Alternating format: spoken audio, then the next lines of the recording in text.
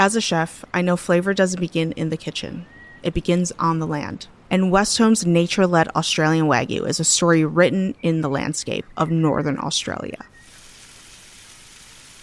Cooking is storytelling, and Westhome Wagyu carries a story of Northern Australia itself. Raw, powerful, and deeply authentic. It's a testament to the passion and care raised in the rhythm of Northern Australia. I'm Chef Maylin from 88 Club in Los Angeles, and I invite you to visit westhome.com/Maylin to learn more. And taste a story only Westhome nature-led Australian Wagyu can tell. That's westhome.com/MEILIN. Ladies and gentlemen, welcome to another edition of the Marketing Geeks podcast. I am your host, Justin Womack, and this week I will be pulling solo duty because Andre Sturgeon is unavailable for the week. He will return. He will be back. So stay tuned to hear more from him. This week I got a very special episode for you. We're going to be joined by Lauren Kress, the business scientist. And I'm not going to waste any time. We're just going to get the episode rolling and getting started here. So welcome to Marketing Geeks. Marketing Geeks. Before I get into the interview with Lauren this week, I just want to take a brief moment to thank our sponsors of the show. This episode is brought to you by Indeed. Stop waiting around for the perfect candidate. Instead, use Indeed sponsored jobs to find the right people with the right skills fast. It's a simple way to make sure your listing is the first candidates see.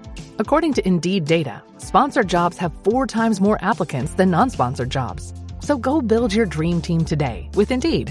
Get a $75 sponsored job credit at Indeed.com/podcast. Terms and conditions apply. Pepsi Prebiotic Cola in original and cherry vanilla. That Pepsi taste you love with no artificial sweeteners and 3 grams of prebiotic fiber. Pepsi Prebiotic Cola. Unbelievably Pepsi. My thanks to all the sponsors this week. And now let's just get into it. Why waste any more time? So here is my interview with Lauren Kress, a business consultant, a marketing consultant out of Australia. You're going to get a ton of value out of this. I'm going to go ahead and play the interview, and you will hear her full introduction in the interview. So without any further ado, Lauren Kress. All right, welcome back to another episode of Marketing Geeks. My co-host, Andre Sturgeon, is not available this week, but you have me instead, so get excited because it's even better. This week, I am joined by the wonderful Lauren Kress. And Lauren, I originally was on your show, so I got to know you a little bit ahead of time. But for those of you that don't know, Lauren, first of all, you're based out of Australia. What part of Australia, Lauren? I'm from Wollongong, so it's like an hour and a half south of Sydney. Okay, so an hour and a half south of Sydney. That's about I think for most people that don't know Australia, we all know Sydney. That's about it. So, that's a good mile marker or milestone. But Lauren is the business scientist. I like that title, by the way. And you're the CEO of the Changemakers Collective, which helps health and wealth brands prepare for the future. So I know that's a brief. I'm giving you the brief bio. So why don't you introduce yourself to our listeners here? And I love the lab coat, by the way. And if you're listening to this on the podcast, you can't see it, but she has the pink lab coat on. And one of the things that we discovered last time I interviewed you was that we both actually majored in neuroscience in college. And now we're both kind of doing like business podcasts, which is kind of random, right? But, but why don't you go and introduce yourself for our listeners and then tell me a little bit about the lab coat and that backstory. Yeah, sure. Thanks, Justin. So, look, I actually find it really hard to sum up my background because I've done so many things. And sometimes I find I do this thing where I'm like, oh, well, my background's in marketing, or my background's in project management, or my background's in science. And people are like, how many backgrounds can you have? I'm like, I guess. Lived. Yeah.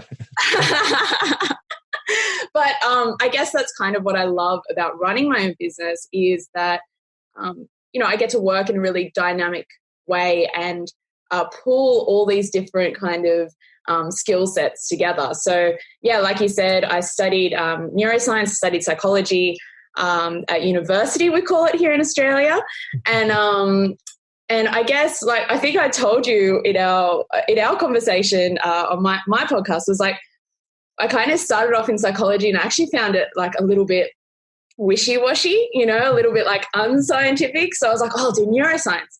And then I did neuroscience. I was like, oh, this is like so divorced from reality. Like we're just, doing all these experiments in the lab and it has nothing to do with the real world. Yeah. And I was this super like angsty university student. I was like, what am I going to do with my life? Like, I have no idea. So I kind of got, I finished, I had no idea what I was going to do. I was like, oh, I've made a big mistake by doing such a like theoretical degree. And then I'd been reading a lot of like science blogs and I've been doing a bit of blogging, and I was like, oh, I really like this whole like web development thing. And, I really liked storytelling. And so I was like, maybe I'll try to get a job in like marketing and communications. Cause, that kind of feels like, sort of relevant, especially if I can get it in like the healthcare space. So I started working with like pharmaceutical companies doing marketing and communication. And yeah, for I guess basically most of my 20s, I was doing that. So I ended up working in media and healthcare communications. And then I feel like this is a really long story. Sorry.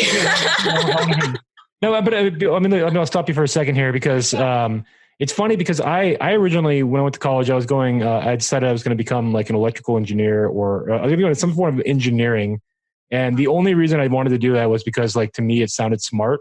And it was like, I'm like, I just want to do something really difficult because I think, anytime I apply for a job in the future, they're going to be like, oh, this guy studied engineering. He must be smart. And we'll hire this guy. But like partway through it, I just was totally disconnected and just not really into it. I didn't really enjoy like high level math, like getting into the higher levels of calculus. Like none of that really like clicked with me. So then I had taken all these classes and I'd always been interested in psychology. So I was taking psychology classes as electives essentially in the beginning. So then I decided, well, since I've already taken like chemistry, I've already taken physics, I've already taken all this, like I might as well apply that towards something like biopsychology, which they call it here in the States, neuroscience, biopsychology. And so I got into it that way. But I agree with you. We talked about this before, but like psychology itself is very wishy-washy. All observational studies. I mean, the biggest, the thing I like to always say is if you go pick up a copy of the DSM, which is the Diagnostic and Statistical Mental Disorder something, Manual for Mental Disorders. There it is. It's because you look through that, and I mean, like some of the mental disorders in there are like, first of all, you scratch your head, like, is this really a mental disorder? And then the other ones, you start looking through, and we talked about this, how like you start self-diagnosing yourself. And it's easy to think like, oh my God, I have this, I have that. I'm in a lot of trouble here. So it's it was a weird kind of experience, but it like you, I have a very wide array of the background, like where I worked, I did the biopsychology, I worked in corporate America insurance for a while. I worked on movie sets for a while. I worked like, you name it, I did it for at least a week or two. I was an IT person for a while. And then ultimately I found my calling in marketing and, copywriting and now getting into more like content production and podcasting and blogging. And this is the stuff that I like. So like for you, tell me a little bit, I want to hear more about your journey. And I don't mean to cut you off telling you, but I just wanted to kind of just tell you a little bit about like how our stories are similar in some ways. And but tell me more about your journey. You know what? It's so nice to meet people and speak with people who've had that similar kind of like, I went off on this tangent and this tangent. Yeah. And I think it's great for people to hear as well, because I imagine there's a lot of people listening to this who maybe feel a little bit lost. They're kind of like, well, what do I do next? And how do I kind of navigate this next step in my life? And I think when you look back on it, it's really different. You go like, oh yeah, of course all those things connected up. But when you're on that journey, you're kind of like, I don't know what I'm doing. Why am I doing, I did the same thing. I was doing video production for a while. I ended up producing a few things, which I still do now on the side. And I think for me that the biggest thing that's always guided me is just like, well, do I love doing this? And fortunately for me, I'm interested in lots of things. So most of the time I can find a way to kind of enjoy what I'm doing, you know? Yeah, no, I'm a very curious person by nature as well. I mean, ever since I graduated from university, like you call it, no, from college, I've gone back and I take courses like almost every year at the local junior colleges around here. So I take them for fun. That's what I do. I take college courses for fun, which is weird for a lot of people. So like when I hear people complaining that they don't have time to like get their college degree, I probably have like, if I applied for them, I'd probably get like 30 associate's degrees. And like, I had like approaching probably like 1,000 credits of college credit. And I have all these, and that's what I do for fun. I'm weird. But you know what's good about being in college, and at least in America, is there's all kinds of discounts. So as you have an active student email address, you can get tons of discounts on all these different marketing softwares and things like that. So yeah, of course. It kind of pays for itself, plus tax benefits and all that. But back to you again. I want to hear. So when did you adopt the moniker the business scientist? Like when did that all come into play? And like what's the genesis of that? And so tell me a bit about I want to know about the backstory of your personal brand, because that's like your brand now, right? You're the business scientist. Yeah, sure. So tell me about that, because we're talking marketing here. So I want to hear about like the genesis of your personal brand. All right. So it's actually relatively new. So at the beginning of the year, I was kind of looking at, so I've run my own business for nearly 3 years, and I was having a think about like, what do I really do, and how do I do it differently? And I started working with a media coach over in Perth, so the other side of the country. And I started doing a lot more interviews like this, I guess. So I've spoken, on podcasts and radio shows around the country. I've also spoken with people in the US like yourself. And as I started talking, I realized that, I'd do a debrief with my host afterwards, or with my coach as well. And I was like, everyone seems to really like this whole science angle, because I'd jump on a show and I'd be like, well, look, like there's not evidence to really support what you're saying. And it was one of the big issues that I had with working in media as well. Like so much of the time, and more people are becoming aware of the fake news thing, but it's just like these stories just take over any sort of rational thought that we have about any given topic, right? So that was something that just really bugged me, and it's always bugged me, and it's always been a part of what drew me to science and rational thought. And so I was like, a lot of people are really appreciating this kind of perspective where it's like, well, hang on, let's actually look at the data. Let's look at, what we know and what we don't know, and let's not be guided by our unconscious biases. Let's not be guided by our cognitive biases. Well, I love that. And let's cite our sources while we're at it, because how many people out there are throwing out these stats without ever citing the sources of where they're coming from too. Yeah. Yeah. Absolutely. And I mean, look, sometimes it's hard. Like I've definitely been guilty of being like, well, look, the research shows. I've done that before, because I'm like, I can't remember, who wrote it, someone et al. In 2014. But at least giving people enough information so they can go and find it themselves. Yep. It's something that, you see this in marketing a lot as well, where people talk about their product or their service like it's, the first of its kind, that, it was this original idea that came from nowhere.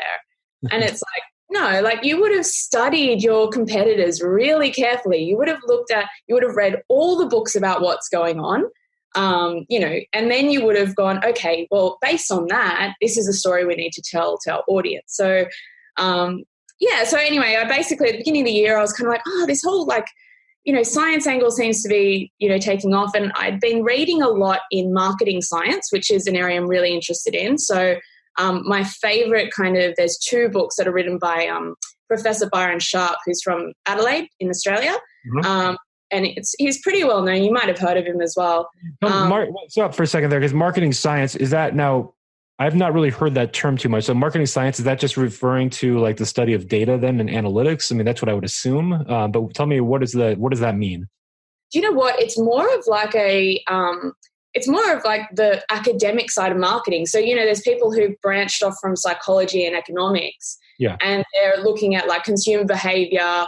They're looking at trends in the economy. So for instance, like, we live in an economy where we're getting closer and closer to being able to tell people our absolute value, so people can go and read reviews, and they can go and look at what we're doing in a way that they couldn't do 10, 20 years ago. So marketing science, I guess, it's more about data from around the world rather than just looking at your own business data and going, how do brands grow? How do consumers behave? What's going on with customer loyalty? How does that happen? What's the most important things for market penetration? But studying that in a scientific way. So just like we were doing. So, I mean, to me, I see it as a branch of psychology, really. And it can be a bit wishy-washy sometimes as well. Observational, yeah. But yeah, so I kind of had, marketing science is a term that's sort of coined very much in Australia, and I think also in the UK I've seen it used quite a bit. But I was like, I don't really want to say marketing science because it's not just marketing that I do in my business. A big part of what I do is sort of in consulting and project management and coming at things from just a different angle. So, out of the box thinking, really. Yeah. And so, basically from there I was like, I looked up business science a few times because I was like, are people using this term?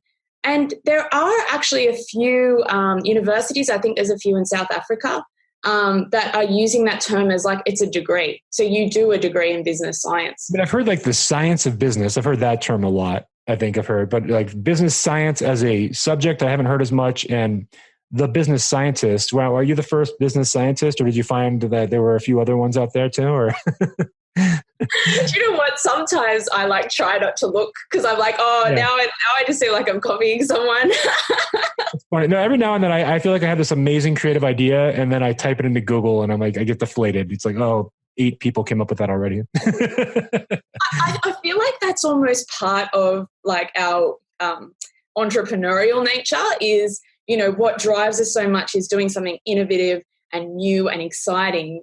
And it is really important we look at, competitors and we do gap analysis and things like that. But I think sometimes you're kind of like, I just really like this phrase or this hook and I don't want to think that anyone else is using it, And it turns out like it's a huge thing somewhere else.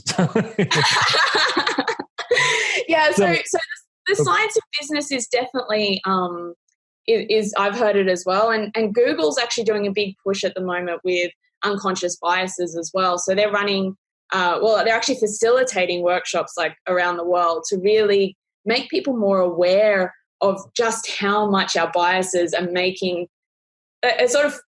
these decisions for us without our even realizing. And they can be, it's sort of like it's like building a house on sand. You've got no foundation for those decisions. And so everything from there is kind of just purely assumption based. Well, and I mean, if you think about like in terms of social media, everybody is put into their own little echo chambers too. So if you have unconscious biases, you're likely going to be fed other people with similar biases in your social media feeds too, and things like that. So it all kind of compounds on itself, and these things grow. And so, I make an effort to like it's just something I've adopted from early on in my life. I like to look at different sources. Like I don't like to just rely on one source for anything. I like to look at. I like to like have the descending. I like to always see the dissenting opinion on something. So I kind of have it from both angles, and then I can kind of make a more educated decision on whether it's a business thing or for anything. I like to have both sides of an issue, and I think that kind of comes from like more of a scientific approach to matters. Like just kind of, okay, now that I have a hypothesis here, let's try to prove it wrong kind of thing. That's like the kind of approach that I take. So is that, I mean, do you relate to that? I mean, what I'm saying here, am I going crazy on some weird tangent right now or what? No, I completely agree. It's actually, one of the things I say to people is I'm like, how entrepreneurs and, business leaders really talk a lot about failure as being so important, right? They go like, failure is so important. I need to fail before I succeed. And I'm like, yeah, in science, we just call it an experiment instead. We don't call it failure. We call it running an experiment and seeing what happens. I'm like, our biggest tool that we use in science is failure. What we're doing is we're going, all right, we think this is the case. Now let's prod it from every angle we possibly can to see if we can break it or if it's still there. And I think someone who's really popularized that is Jordan Peterson, where he kind of talks about like, you have something and he goes like, I've had these ideas for a long period of time and then I've spent years and years and years going, is this something that I can break, or is this something that is still true after we've tried to break it from every angle? So absolutely. And I think, sometimes when we hear the word science, I feel like it can also be a bit intimidating, like when you say math, so you get that like flashback to like high school and you're like, oh, my chemistry teacher, and then the Bunsen burner lit up something, or like, we have this kind of idea. I haven't thought about burn a long time. Right. But like, I think that's the image we can often have, especially for, most people who haven't studied science beyond a sort of a secondary level, a secondary education level. But really all it is it's just a I hate that word, methodical way of getting to the bottom of things. And that's so important for business because, I was using this example recently, but if you kind of have, say, I've been in so many meetings like this, when I was in the corporate world where, you're sitting down and someone goes like, our sales aren't doing as well as they were doing before. We need to be pushing our sales stuff more. We need to be selling more. We need to be out there selling more. I was like, well, like, do you even know what the problem is yet? Because like, there's so many ways that problem could actually be occurring. So it might be that your sales staff are feeling unmotivated. It might be that a person in the sales team has changed. It might be completely normal that your sales are down. And if you look at it year on year in that particular time of the year, it's actually normal. We're talking like correlation versus causation type of stuff here. I always think of like during people eat more ice cream during summer or something. Absolutely, right. And there's been some great books published in that space, like Black Swan. I can't remember who that's by. And I'm a really big fan of, and sorry, I know I'm going off on philosophy and science tangents, but David Hume was really the philosopher who kind of like basically turned around and said, just because something ought to be a certain way doesn't mean that's necessarily the case. And just because you've seen one thing happen after the other, it doesn't mean that this caused that.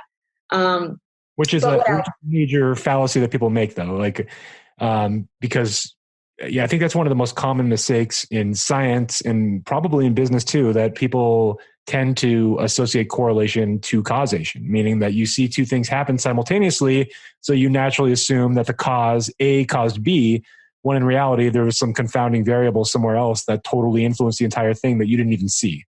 So absolutely, right. And it happens in marketing all the time where we go, oh, okay, we ran this marketing campaign and then we had a, boost in our sales. Therefore, the marketing campaign is the reason why we grew our business or why our sales are better. But it's like, well, what you actually really need to look at is best practice and empirical evidence. So this is where the marketing science comes in, right? So say, for instance, we think, oh, well, what does, brand awareness have to do with growth? Because we don't see, this just doesn't happen, right? We don't see data where, you run a bunch of ads on TV and then all of a sudden, say we're talking about a big company like McDonald's. So McDonald's runs a bunch of ads on TV and then they go, oh, look, we sold heaps more Big Macs. They might have that happen if they've done a promotion for Big Mac. So if they've said, oh, okay, we're doing $1 deals for the next 2 weeks when you buy an ice cream, they might see more uptake then, right? But for general brand awareness stuff like sponsoring something or just being present. Think of like Coca-Cola, especially here in the States. So Right. So, Coca-Cola, McDonald's, they're both great examples where it's like, it's not that they're going, oh, we sponsored an event and suddenly we got more sales, or we had this brand awareness activity and then we saw a peak in our sales. What it is that we have evidence of the other way. So if you stop doing that, and there's heaps of businesses that have done this, but it's like, if you stop being out in market, if you stop market penetration over time, like a long period of time, you're going to start to see a decline. You actually have to maintain that market penetration. But what a lot of people think is like, oh, well, it's sort of like, I use the example of like smoking. So, people go like, oh, well, I smoke today and I don't have lung cancer the next day, therefore smoking doesn't cause lung cancer. It's like, no, that takes years and years and years and years to happen, but it still happens. And I think that's where we really need to look at data for like big observational studies, even though, like we were saying, observational studies have their problems.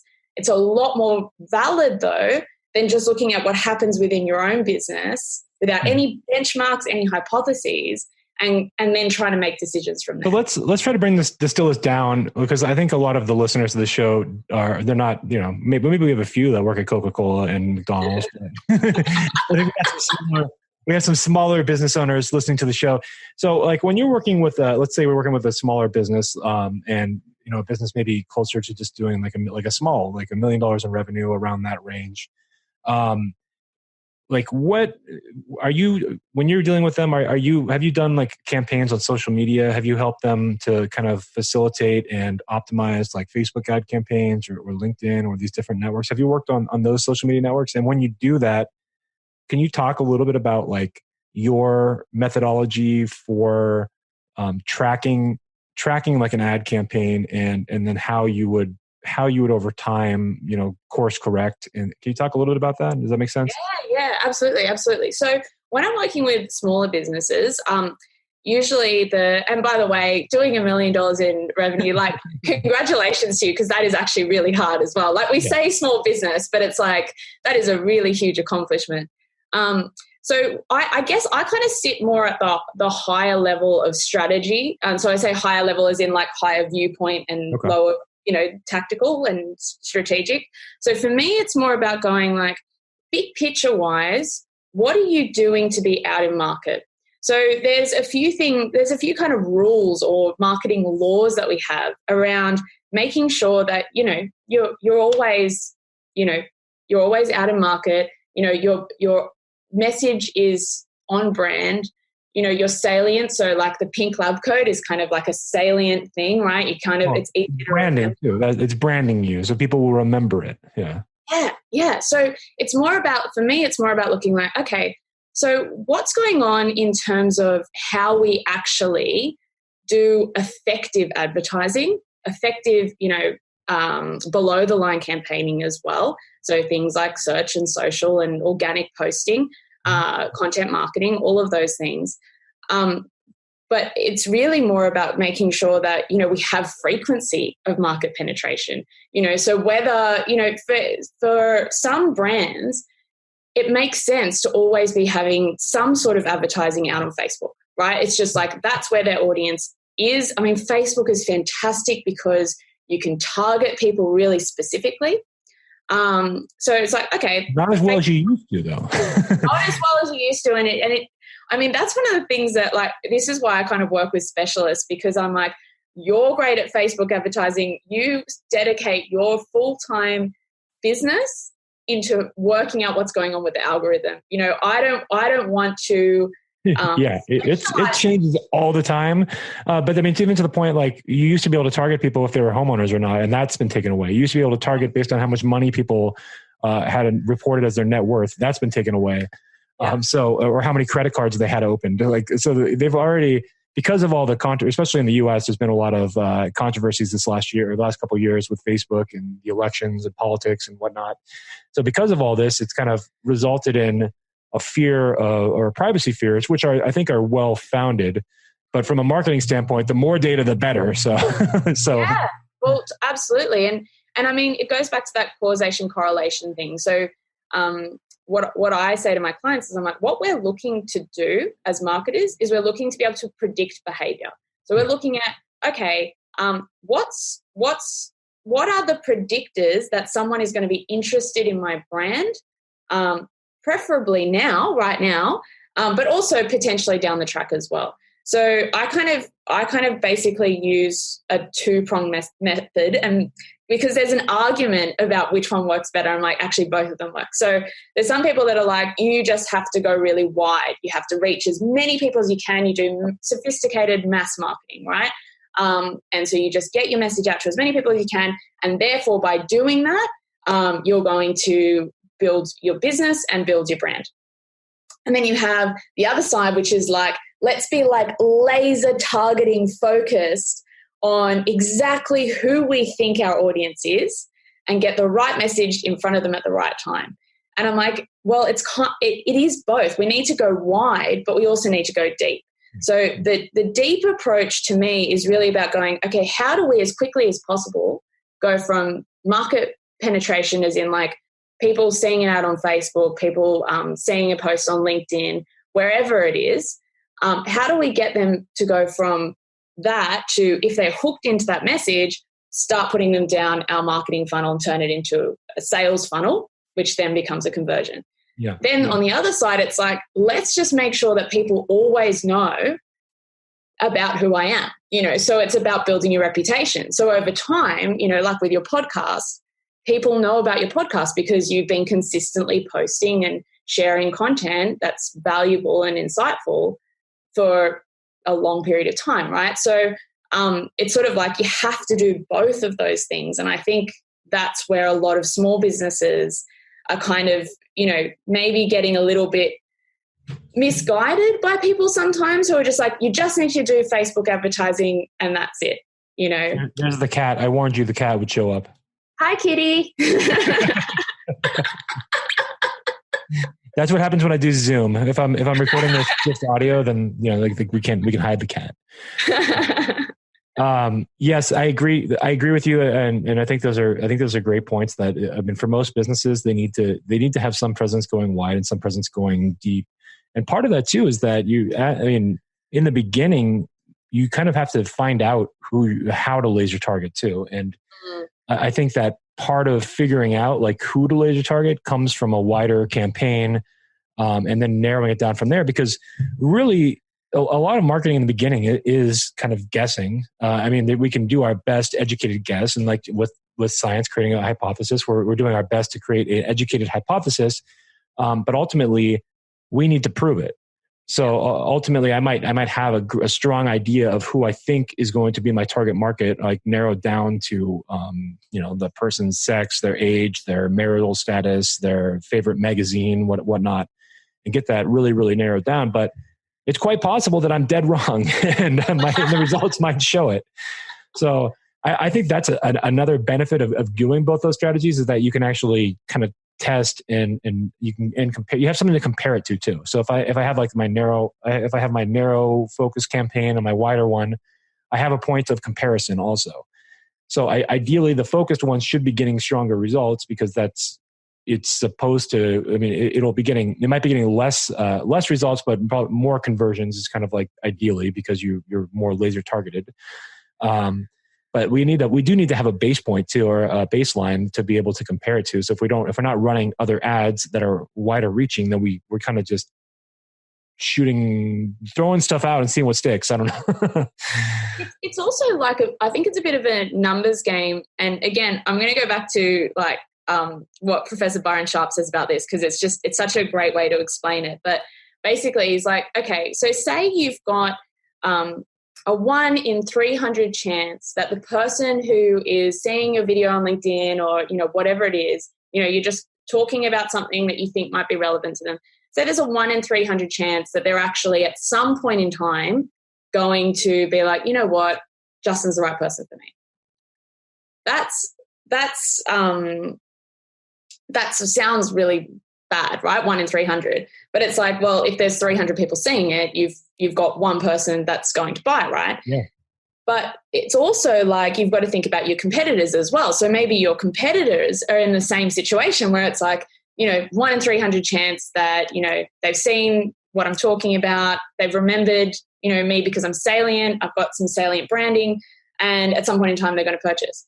So you're kind of trying to almost like be like, well, I just want to get it from 1 to 2. Instead of a 1 in 300 chance, what about if it's a 2 in 300 chance? And what about if for my competitor, instead of a 1 in 300 chance, it's a 0.5 in 300 chance? Yeah. And when you're talking millions, which is what we're talking about in marketing, when you're talking about reaching millions of people, that does stack up, because 300 in comparison to 3 million, there's a lot of extra zeros on the end of that.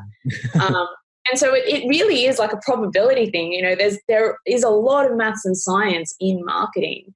And then there's the creative stuff as well, which is a whole nother ballgame. Yeah. This is fun. And I think we've gone pretty deep on this subject already, but let's take a step back here and let's talk about like you starting your own business, you taking the leap, leaving the neuroscience field and deciding that you're going to go in and become the business scientist. Mm-hmm. And so when you got started, I want to hear a little bit about like your origin story. We have our comic book heroes here in America with the Avengers and whatnot. But I want to hear about your origin story a bit. And like in the beginning, when you like, how did you go about like finding your first client? Like I'd like to hear those kind of stories. Like what did it take to find your first client? And when you like what have you found over time has been some of the most successful practices in your business? Like, has it been, podcasting, producing content, or what kind of content? I just want to hear a little bit about that because I find that kind of stuff really fascinating. And, our interview times are short, so I can't, we can't go too deep into every subject. And if anyone wants to hear more about that, obviously we'll have your contact information available for them here. But tell me a little bit about like Lauren Kress's origin story. Like, yeah, so I worked, like I said, I was working in sort of like media communications, doing project management, working with really big brands as well. And I got to like 25, 26, and one of the guys I was working with actually at the time was like, hey, like, we're getting really great results for these clients. Like, we're basically running the projects ourselves. Like, do you want to like leave and kind of go do our own thing, right? And then I was like, yeah, okay, like that sounds good. I no longer have a co-founder, so we split the beginning of last year. And how we got our first client, well, like I guess a lot of it was actually through just our network. So I'm fortunate enough where I kind of know a bunch of people who needed help. And at my business, actually, like the company I worked at, we had a whole bunch of people leave just before I left. And so all these people had seen me working for the last couple of years and they were like, oh, hey, like I think Lauren's gone off and done something.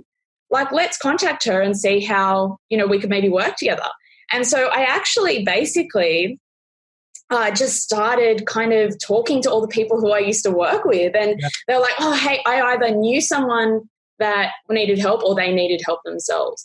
And so I really, in the first couple of years, it was not about having heaps of clients. It was just about having a few solid big clients. And that worked for a while. And then when I split up with my business partner, I kind of wanted to rethink, why am I here? Because like I kind of had created a bit of a rod for my own back, which I think so many of us do when we start a business. And I was like, I actually don't like the work I'm doing. I was working with big brands, like well-known brands in Australia, like Telstra and Bauer Media and things like that. But I was like, I don't really care about what I'm doing. I don't look forward to it. And yeah, that was kind of a really big turning point, a really scary big turning point for me. Well, being a business, you have the freedom to change things too, though, which is nice. Well, it was nice, but I kind of had tax debt. I had, because my business partner had left, like I had all this stuff that I had to pay off myself. Well, I shouldn't say left, like we split. And so I was kind of like, all right, like I'm going to have to really, invest money into this now, where before when I started, it was like foundation clients were my seed money. Now it was like, no, I'm actually going to have to put money into the business. I'm going to have to stop earning money. And I'm really going to focus on just making this what I want it to be. And so that's when I started really looking at like what I value, like science. So how many years have you been doing it at this point? Like, so when you split with your partner, and how many years had you been kind of running your own company at that point? Oh, like a year and a half. So not that long. So it wasn't that long. So about a year and a half, and then you had a big transition. Okay, go on. Yeah. Thank you. I just wanted to get clarity on how long you've been doing it. Okay. So and then I basically went, okay, like what's true for me, spent a bit of time working with a business coach as well. And just, I mean, that was, the biggest thing for me with this last kind of year and a half has been being really just doing what I love to do. And to be honest, that's why I do my podcast. Like, it's not because I'm like, it's going to be a lead generator for me. It's actually just me being me. I don't know if you kind of find a similar thing. Well, I definitely do. I mean, the podcast is fun. I love the podcast. So, and I'll probably, I'm probably going to start another podcast in the near future here, to have like different, to have even different subjects to talk about, because it's so much fun for me. It doesn't feel like work. Like, doing the podcast doesn't feel like work. We've already generated some money from it. We're not making a living off of our podcast right now, but we're bringing in hundreds of dollars, not thousands of dollars a month in ad revenue and things like that. And I mean, and plus we're getting leads from it and things like that. Just like side benefits of having your voice out there and producing content. So I don't know. I just found it out of all the different modes of communication out there, podcasting is the one I'm like most connected to right now. It's also one where I think there's an opportunity. So you have YouTube. I just had a conversation with somebody about this, and I think, and I was watching. I think it was Pat Flynn, he's a podcaster here in the U.S. I think he's the one that put these numbers out there, but he was saying there's over 500 million YouTube channels right now. There's over 500 million blogs right now, but there's less than 1 million podcasts. So there's an opportunity to get in right now on a medium that's growing very fast, that in a lot of ways is probably like YouTube in like 2007. So, so there's a big chance to grab this. So this is, I've been moving in the last year. I've been moving like all in on podcasting. So I love it. I love it too. And, I guess this is kind of what I say to people. I'm like, I'm just about to launch like a sort of 5-day challenge. It's like a free 5-day challenge for people who just want to get sort of like a better handle on what their strengths are and, how to kind of build a strategy and do project management. And one of the things that I've kind of been saying in like the videos I've been doing to promote it is I'm like, just play to your strengths. Like, that's the biggest thing. So for me, as you can probably tell, like, I love talking. Like, I love it. I could do it all day. And so it's hard to be an entrepreneur in a home office, working remotely with clients and, occasionally going on site to meet clients. I'm like, that's really hard for me because I'm a natural extrovert. So I'm like, podcasting kills so many like birds at the same time for me. Yeah. So I'm like, one, it's like just an awesome way to meet people from around the world. Like, I've been so privileged, and I see that you have too, in like just having these awesome guests come on the show to talk to you, right? I'm like, two, it actually names too. It's easy you can attract on this show we had John Lee Dumas last week, and he's doing over $100,000 a month in revenue for his business. So I mean, like, people like that, having them on the show, it's something that I wouldn't be able to connect with him and have a conversation like that unless I had the medium of the podcast. Yeah. So it opens doors. Yeah. It really does. It really does. And, if you want to do public speaking and stuff, I mean, I could talk about that a lot, but I just think, my point was more about just for me, turning around in my business and going, what do I love? What am I good at? What's going to make me look forward to waking up every day? That was a huge turning point for me. And so then it became like, how do I attract clients who get that? How do I attract the clients who resonate with that? Not just how do I get any clients through my door? And that would be like, that's sort of like, I guess, my big sort of like transformation journey in this whole kind of business, talking about origin stories, like kind of being like, oh, right, I need to pick myself back up and I need to deal with this really challenging situation of being like, don't have a lot of money right now, but I really don't want to keep doing this work that I don't enjoy. No, I'm glad you brought that up though, because I found myself like, a victim of my own doing sometimes, or my own system that I created for myself. Because some of the things that I do, like, I'm pretty talented as far as like writing sales copy and things like that, but I don't always love to do it. Sometimes it's a big burden on me to have to do it, but I'm pretty good at it. Something that comes natural to me. So I tend to get a lot of work doing that, but sometimes I just overwhelm myself and I'm like, oh my God, I don't want to do this. And so I in that capacity, I relate. And whereas like when I'm doing the podcast, I get to sit here and record and like, I don't feel like super stressed out or anything. And I don't have, and I'm sure you're this way, but not everybody is, but I can pick up a microphone and record a podcast episode and I don't need to spend hours prepping for it. Like some people have that where they need to do that. I don't. So I'm able to kind of do this quickly, turn it into content relatively quickly and then, and make it work. And plus, I think of everything in business in terms of like long term. So I think that too many business owners out there are short term mentality, and Gary Vaynerchuk's a big proponent of this line of thinking, and it's the line of thinking that you should be thinking long term. That is, but it's so like producing content like this and not even worrying about like how much money I'm making right now, but knowing that if I just keep doing this and moving forward and moving forward and moving forward, and I outwork the competition and I keep producing quality content and I let my audience grow naturally over time, that in the long run, that's going to win. And that's the kind of philosophy that I've adopted. And I see it working. So, and like you, I started my business kind of relying on a few big clients. And that was like, okay, I float myself by having these big clients, but like, this is not sustainable. If big client number one leaves me tomorrow, do I still have a business? Absolutely. So it's like, that's, it's nice because I'm freelance, I'm working for myself. And then one of the other things that I discovered recently, I'm just kind of talking right now, but is like when I became a Fiverr pro, and Fiverr, they have their freelance website here, and I think it's in they're definitely in Australia. I've had Australian clients, but the power of authority and perceptual authority, because like on Fiverr, anybody can start an account and be a freelancer on Fiverr, but they're probably going to have a tough time finding clients and getting attention.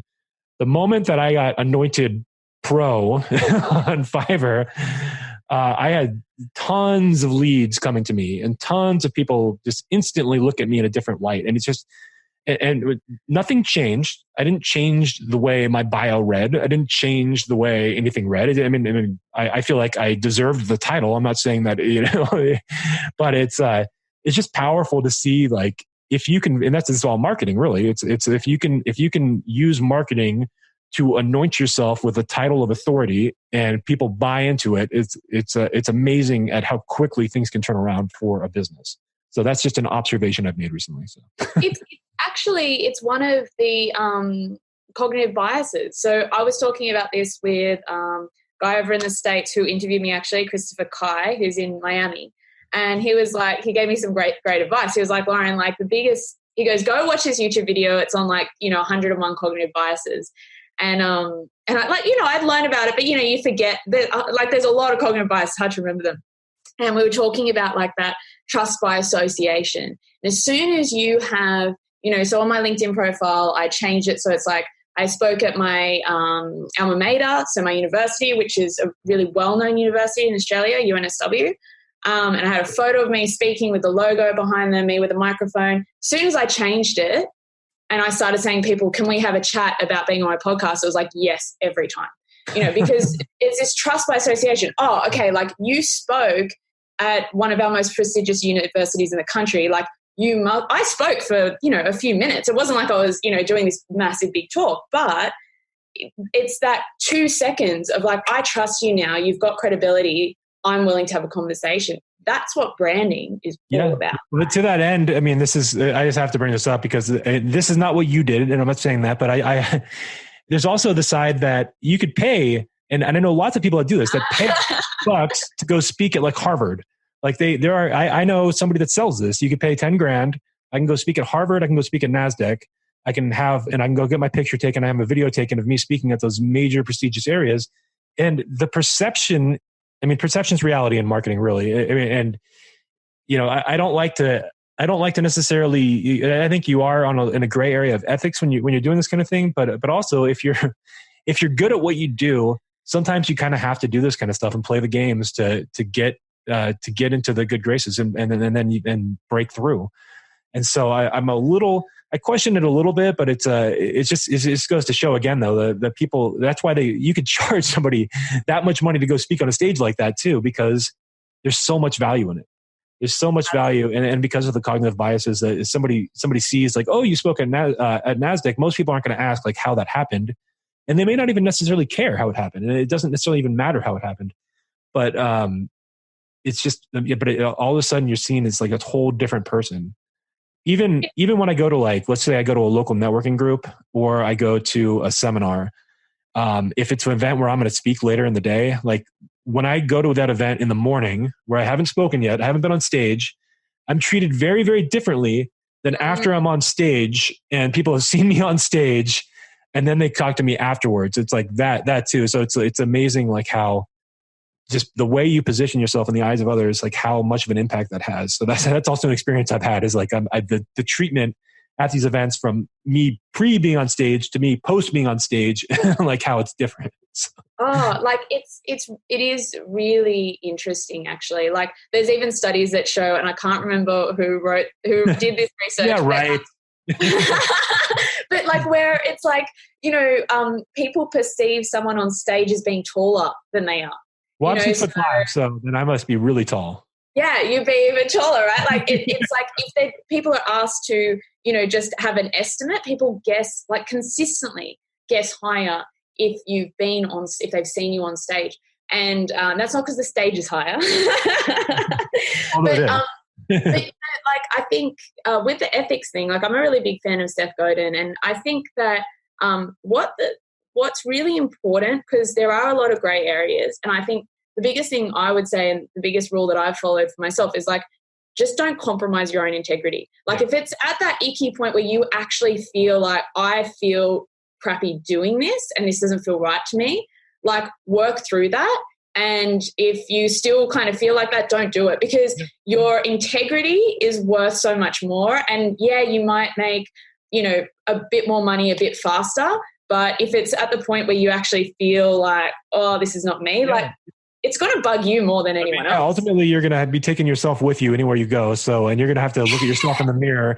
So yeah, I agree with you. If it's something that you're doing that is causing like an internal conflict, then it's not worth it, because like, even like you said, you might have a short-term gain from it, but the long-term damage to your own self-confidence and self-esteem, could cost you millions or, hundreds of times more money by allowing that, to happen. Well, and it's also just understanding, why you feel like that as well. Because I think sometimes, like I really think, so the imposter syndrome, it's estimated that like 70% of us will experience the imposter syndrome at some point. So it could also be like there's this inner conflict that you work through and you go, actually, I was holding myself back. I had limiting beliefs, So for me, I was like, I had this real thing about like writing a book. Like, no, I can't write a book because I didn't do a PhD. And it's like, a lot of people will be like, that's ridiculous. Like, why would you, I can't call myself a scientist because I didn't do a PhD. They were big hang-ups for me. And then I had to really look at that and be like, is this a me thing? Or is this like, is it my problem? Does anyone else care about this? What's going on? And as I kind of worked through it, I was like, oh, I actually really don't have an issue with this. This is just something that was put on me by, the university institution, like kind of going, you have to do a PhD, because they have vested interest in you doing that as well, right? So, yes, ethical dilemma. Yeah, well, I mean, writing a book, like there aren't, almost everybody that writes a book in the U.S. doesn't have a PhD. So that one's not as much, but calling yourself a scientist, I can understand that, because I guess technically I could call myself a scientist. I never do, but technically I could. I do have a Bachelor of Science degree. I mean, that's got to be one of the prerequisites of being able to do so. So, yeah, absolutely. But yeah, but 100%, the imposter syndrome is very real. I've interviewed several people on this show even, and we've talked about like when they were young and they got big opportunities on stage. Like, what did that feel like when you suddenly are, catapulted from being, like a 24-year-old kid into speaking in front of this like Fortune 500 like company, or a bunch of Fortune 500 company executives or something like that. Like these stages of like high level people. And almost, I'd say universally the answer is always that I felt like an imposter. I did not belong there. And ultimately, and that's where I think like the whole thing about faking it till you make it comes in. And for a lot of people, I think that still holds some relevance, especially in the corporate world. But it's a little bit different in the online marketing world because we have different modes of communication, things like that. So. Absolutely. And I mean, the way I heard a really great thing at a talk that I went to about just like kind of asking yourself what's holding you back. And one of the things that really resonated with me was like, I kept saying to myself, like, I'm not enough. And when I revisited that and I'm like, why am I saying that to myself? It really started to reframe things where now I'm at a point where I'm like, I talk to people who are really famous, who are like way bigger than I'll ever be or really want to be. And I don't feel like, I'm like, we're two people having a conversation. Like, that's it, and that's actually what I love about America too, is I love that in the States, it's like really is the land of opportunity where it's like, no one's better than you. Like we're all people. And that's kind of it, we are equal because we're both human beings. It took me a while to get to that point because when I talk to big personalities or people that are well known, at first I used to have that starstruck thing, like pretty heavy. I had trouble talking to them. But yeah, over time, I mean, you get to realize that everybody is just themselves. I mean, we're all just people. We're all kind of going through the same human experience. And for the most part, most people are pretty open to have a conversation like that. And I mean, there are exceptions of people that maybe their egos got a little too carried away, but for the most part, people are approachable and willing to have conversations and sometimes even be on your podcast. And so Exactly. So we're kind of hitting the end of the interview here. So why don't you tell our listeners a little bit about how they can get in contact with you, what you can offer them, and let's go from there. So go ahead. Yeah, absolutely. So LinkedIn is like my favorite platform. I just get it. So if you want to reach out to me on LinkedIn. Just look up Lauren Kress, which is with a K, not with a C. And you'll find me. I literally add everyone. I don't really have like some sort of, we have to have a chat first. So just connect with me and we can talk. Me too on that. Yeah. It's so good, right? I do have a Facebook page, which is very slowly growing. Again, just facebook.com/Lauren Kress Consulting. And then, like I said, I'm launching this 5-day challenge at the end of May. So that's for kind of, I guess, people who feel like they're getting quite stuck in their business to just kind of go, look, let's spend 5 days really getting clarity and direction for you. That'll all be on my Facebook page, info for that.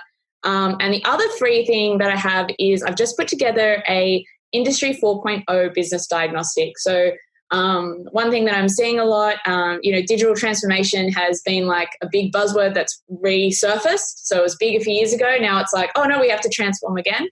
And so I put together this tool to kind of help businesses of any size really start to look at where are the gaps in our business, just starting to dig into that a little bit deeper. And then from there, I'm happy to have like a free kind of conversation to just go, look, what are your goals? What are you trying to do? Where are the gaps? And just sort of point businesses in the right direction. So it's true that every like 5 years or so, we all have to have digital transformations, and it just made me laugh. I don't know why. Okay, so tell me. Okay, so where do they get the 4 point? Where do they get that? Oh yeah, on my website. Sorry, Justin. So it's www.thechangemakers.org.au. Okay, so www.thechangemakers.org.au because you're in Australia. So okay. We're in Australia and we're weird and we always put the .au at the end of it. Well, you have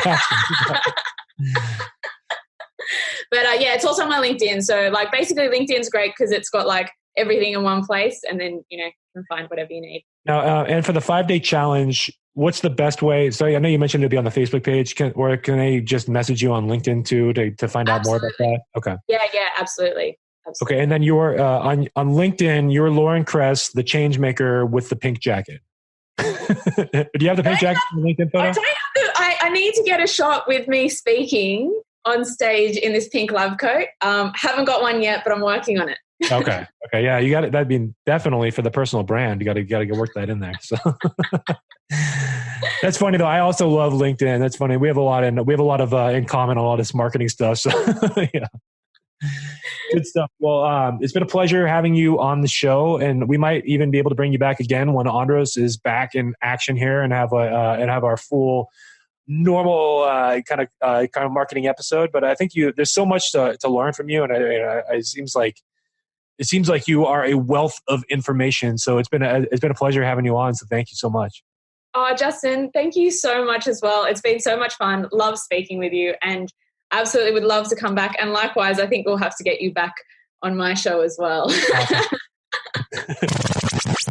My thanks to fellow neuroscientist Lauren Kress and her awesome story there. I say fellow neuroscientist lightly. I did graduate with a Bachelor of Science degree in biopsychology from UC Santa Barbara. I'm a Gaucho. That's right. Go Gauchos. But she graduated with honors, and I did not. So she's probably more educated than me. I don't know. We'll see. Maybe not. Maybe I'm smarter than to give myself credit for. You never know. A brief mention, though, I did appear on Lauren's podcast, The Oyster, and I'll put a link in the show notes for any of you that want to hear my interview with her, with her running the show. But we had a lot of fun talking there. That's when I first discovered, actually, that we had that commonality of both studying biopsychology, neuroscience, whatever you want to call it. And then I was reading Ask by Ryan Levesque this week, and I don't know if you're familiar with that book at all, but Ryan Levesque is another well-known marketing guy. He wrote Ask was a bestseller. He just came out with a new book called Choose. We're hoping to get him on the show to interview him as well. But he also has a background in neuroscience. He studied it at Brown, and so I'm definitely going to be asking him questions about that if and when he comes on our show. But just funny how apparently if you study neuroscience, you end up being a marketer, because us neuroscientists, we just see the brain as we see the weaknesses and we exploit them or something like that. Half serious. Anyway, that was a great interview. And I want to do a little bit of geek news and a little bit of business news this week, and then we'll just go ahead and wrap up the show. But I want to keep you guys in the know what's going on in business. So this week, number one, as I record this, Uber just launched their IPO this week. They launched it today, actually, I believe. And there's a lot of hype around the Uber IPO. I think some of it got diminished by the failure or the less than stellar performance of Lyft, which filed their IPO first. But Uber opened up and they closed down 7.6% on the first day of trading. However, they were able to raise $8.1 billion in their IPO, which puts the company at a value of $82.4 billion. What a bargain. I'm bullish on Uber, regardless of them dropping 7.6% on day one.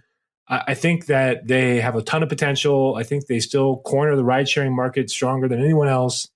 And with the advent of self-driving cars and self-driving technology just around the corner, who knows how far this can go. So I'm bullish on them. I would say take that with a grain of salt.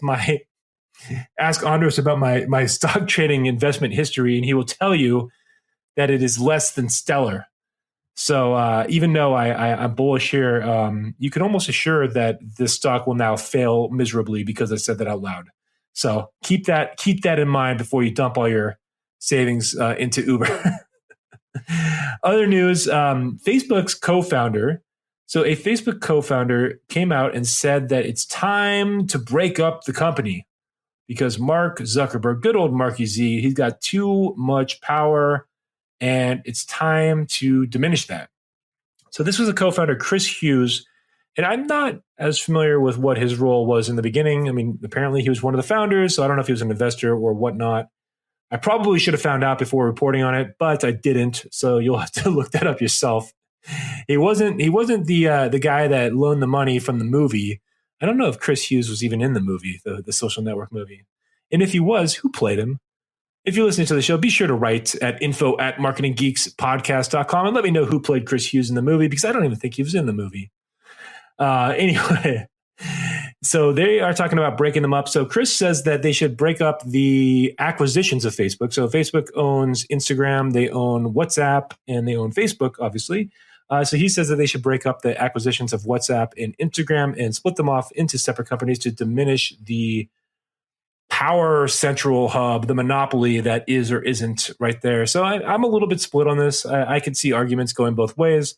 I'm not going to get into it right now. If Andres were here, we might debate it, but he's not. So I'm not going to debate whether or not I think that Facebook needs to be regulated or broken up at this time, because debating with myself just isn't as interesting. So those are my two news topics of the week. And now I want to talk a little bit about geek news, because geek news is the cornerstone of the show. And a couple things in geek news land. First of all, Avengers Infinity War, or Avengers Endgame did come out. I saw it. Andres still hasn't seen it because of events going on with him. And again, he's going to talk about some of those next week. We're going to have a fireside sit down where Andres is going to tell you what's going on in his story. It's actually going to be a fun interview. And there's some interesting things. And the third thing that he's going to mention is going to absolutely shock you. I mean, I couldn't believe it. I had to sit down. I was standing and I had to sit down right before hearing it because I would have fainted, but I'm still alive. That's all that matters. But this week in geek news, we have John Wick Chapter 3 is on the horizon. Early reviews, early buzz are coming in, and the buzz is very positive. So I don't know if you've seen any of the John Wick movies. I won't give away much here, but I'm going to say that the John Wick movies go from like the scale of the movies is getting bigger per movie. And my fear was that by the time we get to the third movie, the scale of this movie is going to be massive. I mean, it's going to be like the, Infinity War status or Endgame status, massive. And, I always worry that studios won't be able to pull that off. But apparently I'm wrong this year. So apparently the studios are able to pull this off now. And the early buzz on John Wick 3 is that it may even be the best in the series. I will be there. I don't know if I'll be there opening night, but I will be there to see it. I'm excited for it. Fun stuff coming with that. Detective Pikachu dropped this week. I have no idea what to tell you about that, except it's Ryan Reynolds playing like a PG version of Deadpool, voicing Pikachu, which makes weird sense to me, but whatever, cool. Might be good. DC Comics is launching a Swamp Thing TV show on their DC streaming service. That's right. They have a DC streaming service. And it's got like, I think it has 6 subscribers. So Marketing Geeks has one more subscriber than the DC service. It's pretty close. We're neck and neck. We're battling for that, 7th or 8th subscriber constantly. But they're going to be releasing a show called Swamp Thing, based on the classic, I don't know what era that was, like 70s or 80s Swamp Thing TV show in the comic books. But they released the first image, and I will tell you that he looks like he's got like lettuce all over his face. Like he's got like a nice veiny slice of lettuce making up his Swamp Thing face. Or I think it's a guy. Maybe it's a girl. I don't even know the story of Swamp Thing really. I just remember the show. It must have been the 80s because I remember they had reruns on it when I was a kid. So, I mean, for those of you that love Swamp Thing and love DC Comics, which is probably none of you, there you go. Giving you the updates, because where else are you going to get those updates? Other news, we got early reactions to Godzilla King of Monsters. That's a movie that I could probably care less about because you get into these things that are like just like CG monster movies that have no plot. And that kind of, I'm more of like the grounded psychological thriller kind of guy than the give me like, or the Fast and the Furious guy that just like blows stuff up and tell one-liners. And, Schwarzenegger could do that in the 80s. I have not seen anybody replicate it quite to that status, not even Dwayne "The Rock" Johnson. So that's my take on it. You can disagree with me there. I am open for debates. But in geek news, that's really all I got. I mean, we're not going to go crazy with geek news, not going crazy with business news. So this week is a short and sweet episode. We had Lauren on. We had this amazing interview, and I'm not going to ruin it like we ruined all our other interviews by just going off on weird tangents, because I don't have my co-host to let me go off on these crazy tangents and not reel me back in. I need him. I need him to keep me going on weird tangents. And with that, another fine edition of the Marketing Geeks podcast with just your host, Justin Womack, this week. But I somewhat pulled it off. Not really, but, I try. I do what I can here at Marketing Geeks. But next week, remember, Andros will be returning. Andros Sturgeon will return with his story of what's going on. He's going to break down exactly the craziness in his life recently. And it's quite an interesting interview. We've already recorded it. We had a sit down fireside chat in an RV. And it's quite a story. I think you're going to love it.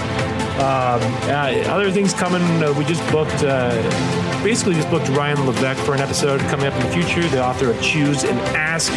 So stay tuned for that. That might be a month or so off, but it's going to be an awesome interview. And we are continuing to upscale the level of our guests, the level of our entertainment, the level of our show. So for all of you out there that do love the Marketing Geeks podcast, we appreciate you. We love you. Remember to rate, subscribe, review the show, and share it with 10,000 of your closest friends. And from all of us at Marketing Geeks, we love you. But most importantly of all, stay classy.